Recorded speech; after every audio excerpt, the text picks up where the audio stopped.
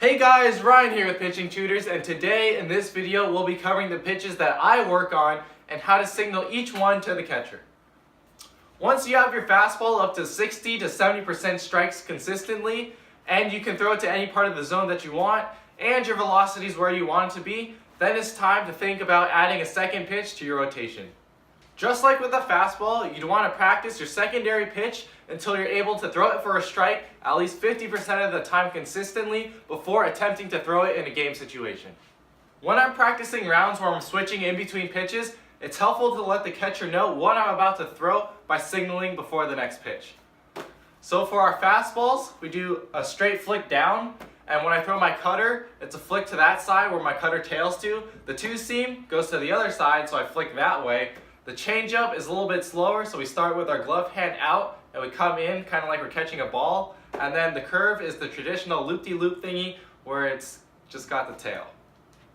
The signals aren't standardized. Different pitchers will have different gestures. As long as everyone that you're practicing with is on the same page with the signals, it doesn't really matter what they are.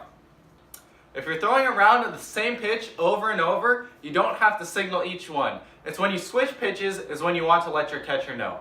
I have 5 different pitches that I throw in games, and I've thrown each of those 5 different pitches for 70% strikes. But they're not always all at 70% every day. Some days I'll have to figure out which of my pitches are working and which ones aren't. So I may have my fastball, cutter, and change one day, and another I may have my fastball, two-seam, and curve. I don't know why some pitches work better on some days than others. That's just the way it is. I think that the cutter is the easiest secondary pitch to add because it requires the least amount of change from throwing a fastball. I'll have a separate video on each of my pitches and how I grip and throw them coming up in later segments.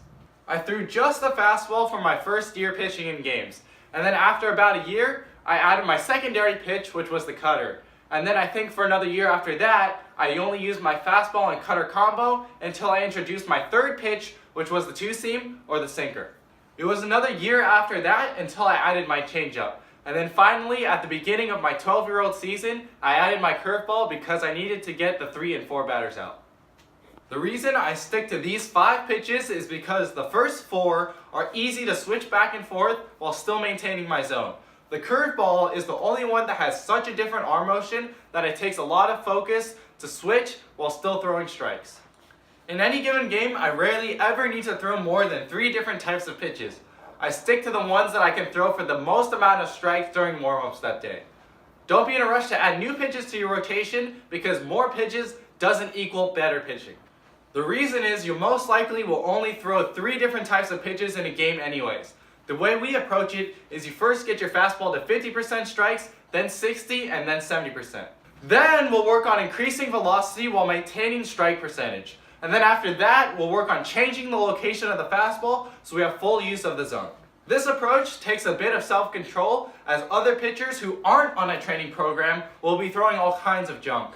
The untrained will have many different pitches, but very few of them will be game ready as we define it. You would rather have one pitch that you can count on rather than 6 to 7 different pitches which are questionable. Bruce Lee said, "Don't fear the person who practices 1,000 punches one time. Be afraid of the person who practices one punch 1,000 times."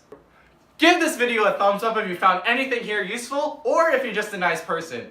This will help us out by getting this video in front of as many people as possible, and we appreciate you watching.